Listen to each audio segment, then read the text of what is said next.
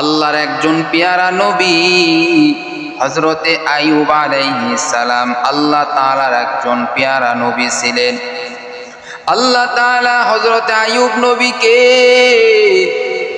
আল্লাহ তাআলা এমন পরীক্ষায় ফেলেছিলেন আইয়ুবের ঈমান পরীক্ষা করার জন্য। আল্লাহ তাআলা এমন পরীক্ষা নিয়েছেন, আল্লাহ তাআলা 18টি বছর আইয়ুব আলাইহিস সালামের শরীরের মধ্যে ঘা দিয়েছিলেন। আল্লাহ তাআলা তাকে কুষ্ঠ রোগ দিয়েছিলেন। তার শরীরের মধ্যে এমন ঘা হয়ে গেল, গায়ের মধ্যে আবার পোকা ধরা শুরু করেছিল।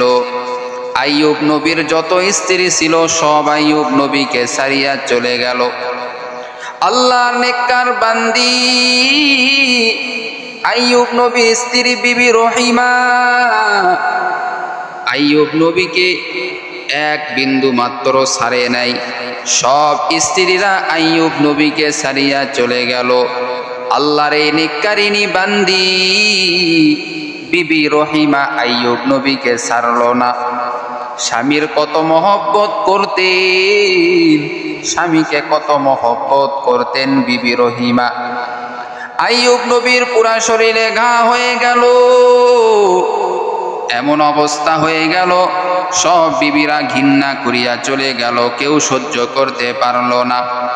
এলাকার মানুষেরা সহ্য করতে পারল না, আইয়ুব নবীর সন্তানেরাও সহ্য করতে পারল না, সকলে আইয়ুব নবীকে ছেড়ে চলে গেল। এরে নবীর আশিক উম্মতের দল, এটাই হলো আল্লাহর পরীক্ষা। আল্লাহ তাআলা বিপদ দিয়া পরীক্ষা করবেন বান্দা তোমাকে। আল্লাহ তাআলা বিভিন্ন বিপদের মাধ্যমে তোমাকে পরীক্ষা করবেন।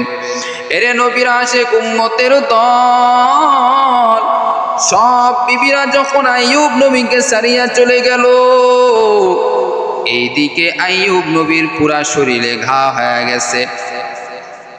যখন জিহ্বাতে ঘা হইতে লাগলো, আইয়ুব নবী আল্লাহর কাছে বলেন, আল্লাহ ও দয়ার মালিক, আমার পুরা শরীরে ঘা হয়েছে, এতে আমার কোনো বাধা নাই রে আল্লাহ, তুমি আমার জিহ্বা ভালো রাখো, কারণ এই জিহ্বা দ্বারা তোমার নামের জিকির করি রে আল্লাহ। ও আল্লাহ, যদি আমার জিহ্বার মধ্যে যদি ঘা হয়ে যায়, ও আল্লাহ, আমি আইয়ুব কিভাবে তোমার জিকির করতে পারবো রে আল্লাহ, দয়া করিয়া মায়া করিয়া ও আল্লাহ আমার জিহ্বাটা তুমি ভালো রাখো রে আল্লাহ। এরে নবীর উম্মতের দল, এইবার আইয়ুব নবী 3 দিন 4 দিন 5 দিন 7 দিন ধরে ক্ষুধার্ত অবস্থায় রয়েছে। বিবি রহিমা আইয়ুব নবীকে কত মহব্বত করতেন, ভালোবাসতেন। বিবি রহিমা আইয়ুব নবীর জন্য খানা নিয়ে আসার জন্য এলাকায় গেলেন। যখন এলাকাবাসীকে বিভিন্ন বাড়িতে গিয়া যখন বললেন, আমার স্বামী আইয়ুব অসুস্থ, তার জন্য কিছু খাবার দাও, তাকে আমি কিছু খাবার খাওয়াইতে চাই। এইবার অনেকে অনেক কথা বলল। কেউ বলল, তোমার স্বামীকে খাবার দিব, তবে শর্ত আছে, তোমার মাথার সব চুল আমাদেরকে কেটে দিতে হবে। আইয়ুব নবীর স্ত্রী বিবি রহিমা কান্না করে আর বলে, এই চুলের দ্বারা আমার কত উপকার হয় তোমরা কি জানো? যখন আমার স্বামী নিজের হাত দ্বারা দাঁড়াইতে পারে না, পা দ্বারা দাঁড়াইতে পারে না, ভর করে দাঁড়াইতে পারে না, আমার চুল ধরিয়া আইয়ুব আমার স্বামী দাঁড়ায়া যায়, বিভিন্ন ভাবে আমার চুলের সাহায্য নেয়, অতএব আমার চুল আমি কেটে দিতে পারবো না, আল্লাহ তাআলা নারাজ হয়ে যাবে। এইবার আল্লাহর বান্দি বিবি রহিমা কত মহব্বত করেছেন, ভালোবেসেছেন স্বামীকে, স্বামীর জন্য নিজের জীবন দিতে প্রস্তুত, তারপরেও স্বামীর সঙ্গে কখনো অন্যায় করে নাই, কখনো ছেড়ে যায় নাই। ও পর্দার অন্তরালের আম্মা জানেরা, আর তুমি স্বামীর সঙ্গে দুই একটা কথা কাটাকাটি হইলে স্বামীকে তুমি ছেড়ে চলে যাও। ও আম্মা জানেরা, স্বামীকে মহব্বত করো, ভালোবাসো, আর আল্লাহর কাছে দোয়া করো, হে মালিক নেককার স্বামীর ব্যবস্থা করে দাও রে আল্লাহ। ও আল্লাহ, টাকা লাগবে না, পয়সা তেমন লাগবে না রে আল্লাহ, 3 মুঠো খাওয়ার মতো, 3 বেলা খাওয়ার মতো মোটামুটি টাকা হইলেই চলবে রে আল্লাহ। তুমি আমার জন্য দিনদার স্বামীর ব্যবস্থা করে দাও। ও আম্মা জানেরা, আল্লাহর কাছে দোয়া করেন রে মা। এইবার বিবি রহিমা যখন আল্লাহর এই বান্দি যখন খাবার পাইল না, আর এক বাড়িতে গেল, আর এক বাড়িতে গিয়া এইবার বলতেছে, তোমাকে খাবার দিব, তবে একটা শর্ত রয়েছে। ও রহিমা, তোমার চুলগুলি কেটে আমি নিয়ে নিব, তারপরে তোমাকে খাবার দিব, তোমার স্বামীকে গিয়া খাওয়াইবা আইয়ুবকে। বিবি রহিমা এবার অপারগ হয়ে গেল, বিবি রহিমার চুল কেটে ফেললো, তারপরেও যেহেতু স্বামীকে বাঁচাইতে হবে। এদিকে শয়তান আইয়ুবের কানে কানে এসে বলে, ও আইয়ুব, তোমার বিবি চুরি করার জন্য গিয়েছিল, তোমার বিবি চুরি করার জন্য গিয়েছিল, এজন্য তার মাথার চুল কেটে দিয়েছে। এইবার আইয়ুব আল্লাহর কাছে বলে, হে মালিক, তুমি আমাকে কেমন পরীক্ষার মধ্যে ফালাইছো রে আল্লাহ। ও আল্লাহ, তোমার পরীক্ষায় আমি পাশ করতে চাই রে আল্লাহ, তোমার পরীক্ষায় আমি ফেল করতে চাই না, তোমার পরীক্ষায় পাশ করতে চাই রে আল্লাহ। এইবার বিবি রহিমা যখন এইবার চলে আসলো বাড়িতে খাবার নিয়ে, আইয়ুব নবীর মনটা খারাপ। আইয়ুব নবী আল্লাহর কাছে এইবার দোয়া করে, হে মালিক, তুমি মানুষের মনের খবর জানো, ও আল্লাহ, আমার বিবির মনের খবরও তুমি জানো রে আল্লাহ। ও আল্লাহ, আমি মনে করেছি আমার বিবি চুরি করতে গিয়া আমার বিবি ধরা পড়েছে, জন্য চুল কেটেছে। ও আল্লাহ, আমি আইয়ুব কখনো বিশ্বাস করি নাই রে আল্লাহ। আইয়ুব নবী এইবার আল্লাহর কাছে কান্না করে আর বলে, আল্লাহ, আমার বিবিকে তুমি মাফ করে দাও।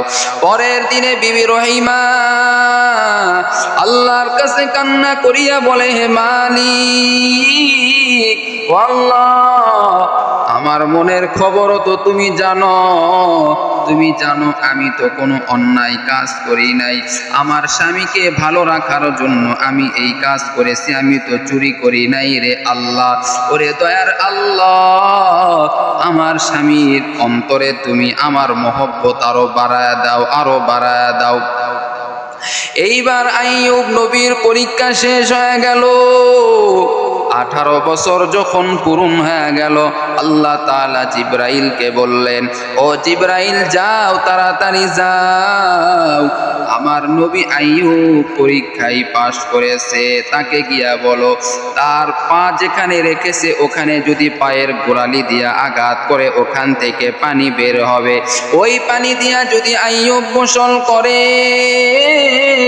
আমি আল্লাহর কুদরতে আইয়ুবের শরীরে যত ঘা হয়েছে সব আমি ভালো করে দিব। আদের কুদরতদারি বড় কামাল, আন্তা রব্বি আন্তা হাসবি জুল জালাল, তুহি কাদের জালিলুল্লাহ জাহাদার, ও হর হালে তুহি মেরা নিগাহদার। আইয়ুব আলাইহিস সালামের কাছে এইবার জিবরাইল এসে বলেন, ও আল্লাহর নবী আইয়ুব, আপনার পায়ের গোড়ালি দিয়ে একটু জমিনে আঘাত করেন। আইয়ুব নবী জিবরাইলের কথা মতো পায়ের গোড়ালি দিয়া যখন জমিনে আঘাত করলেন, ওই জমিন থেকে পানি বের হওয়া শুরু করে দিল। ওই পানি দিয়া যখন আইয়ুব নবী গোসল করলো, আইয়ুব নবী এত সুন্দর হয়ে গেল, এত সুন্দর হয়ে গেল, মনে হয় 40 বছর নয়, বরং আইয়ুব নবীর বয়স 25 বছর হয়ে গেছে। আল্লাহ এত যুবক বানায় দিল। ওরে বান্দা, ধৈর্য ধারণ করো আইয়ুব নবীর মতো। বিপদ তোমারও আসবে, আমারও আসবে। এই বিপদ হলো পরীক্ষার জন্য, এই বিপদ হলো আল্লাহর পক্ষ থেকে একটি পরীক্ষা। যেমন আইয়ুব নবীর উপর উপর আল্লাহ তাআলা পরীক্ষা দিয়েছিলেন।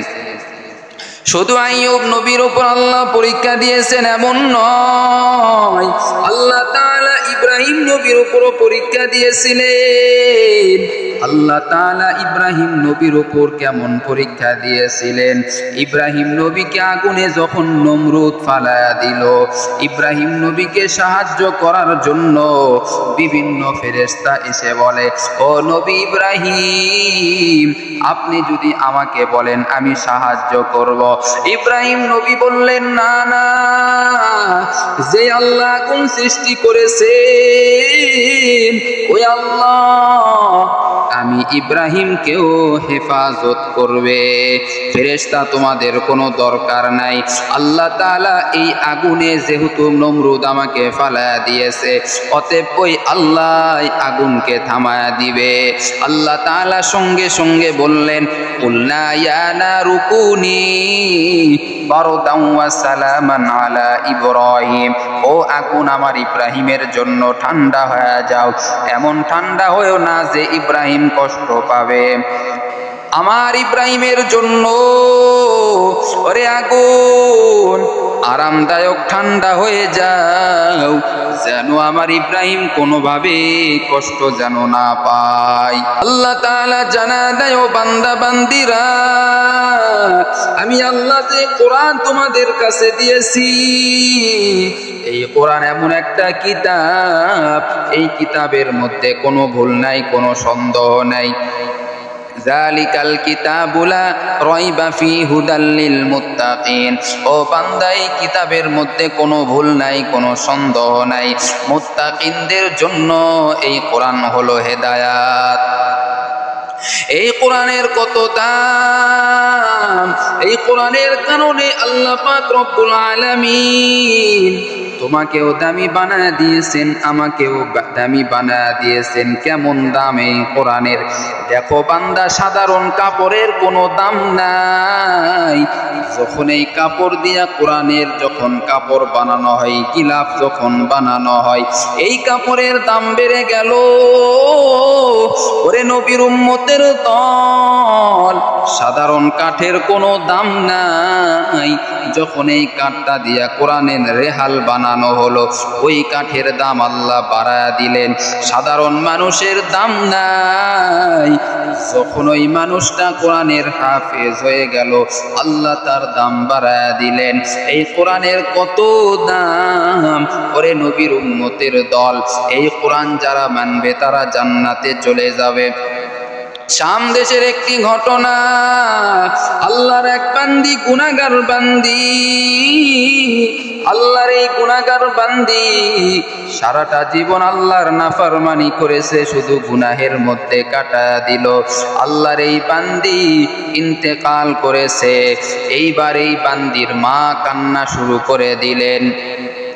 মা কান্না শুরু করে দিলেন। আল্লাহর এই বান্দির জন্য মা কান্না শুরু করে দিলেন, আমার মেয়ের কি অবস্থা, কবরের মধ্যে কোন হালতে রয়েছে, আমি মা একটু জানতে চাই।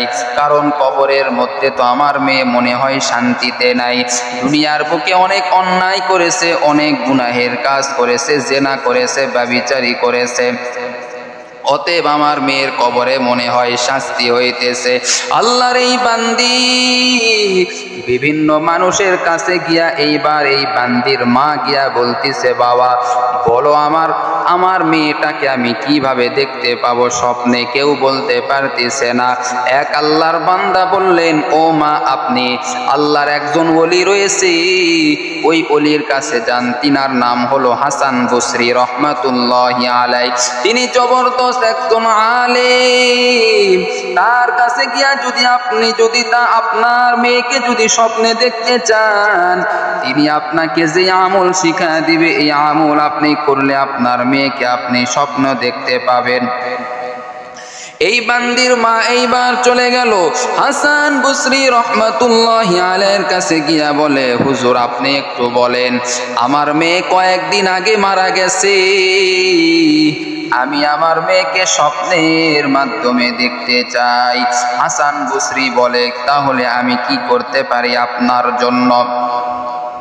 এইবার এই বান্দির মা বলে, হুজুর আপনি কিছু আমল আমাকে শিখায়া দেন, যে আমল করার কারণে স্বপ্নে আমি আমার মেয়ে কি অবস্থায় রয়েছে কবরে আমি দেখতে পাবো।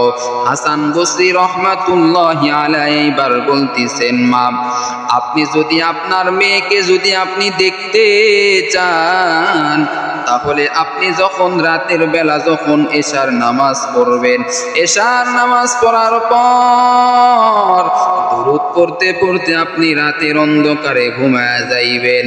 আল্লাহ তাআলার কুদরতে আপনার মেয়েকে আপনি দেখতে পাবেন কি অবস্থায় রয়েছে।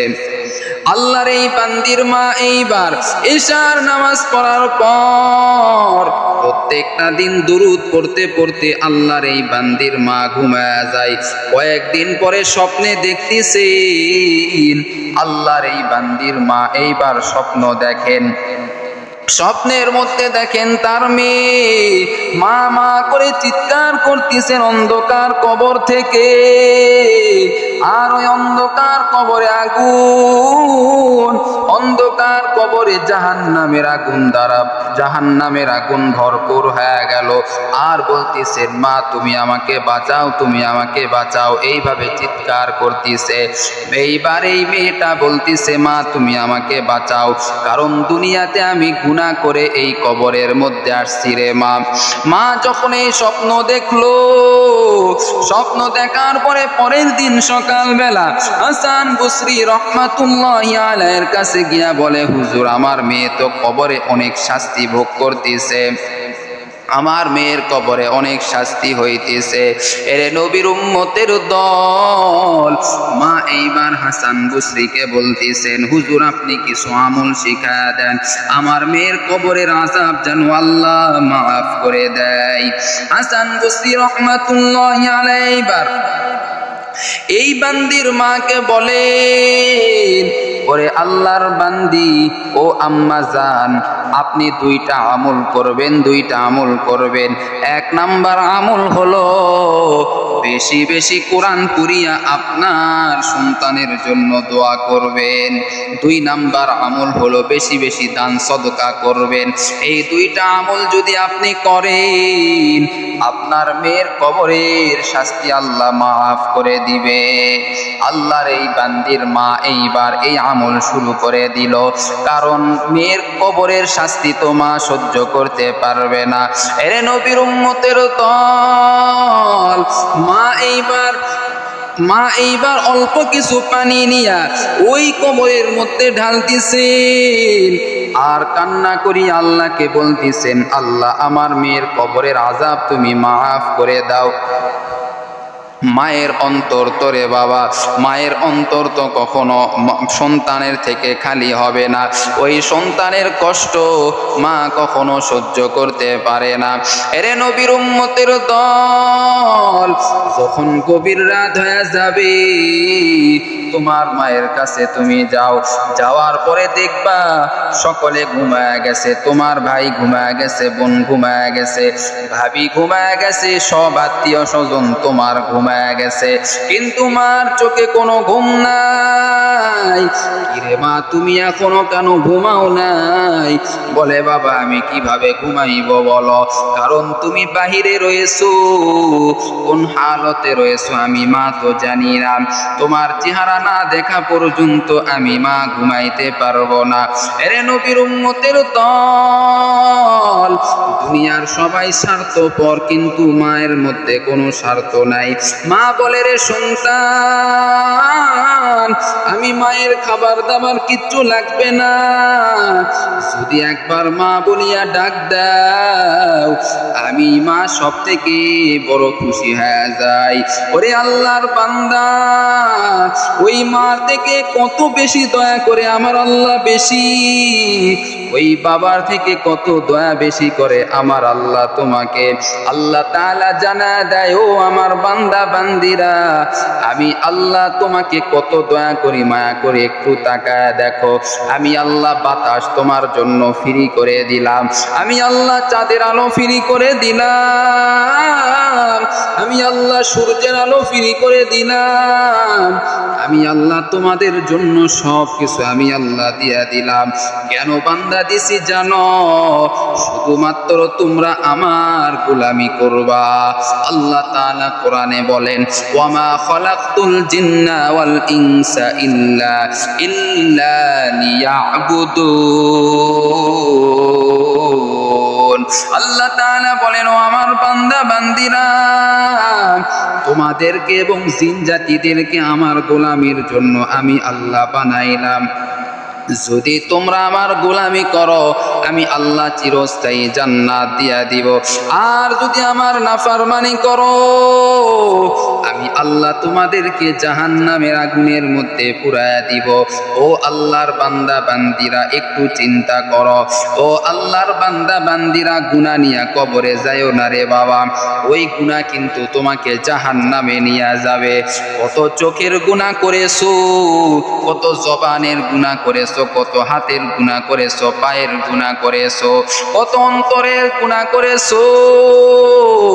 রাতের অন্ধকারে ঘুমাইবা আর আল্লাহকে বলবা, আল্লাহ আর গুনাহ আমি করব না, তওবা করলাম আল্লাহ।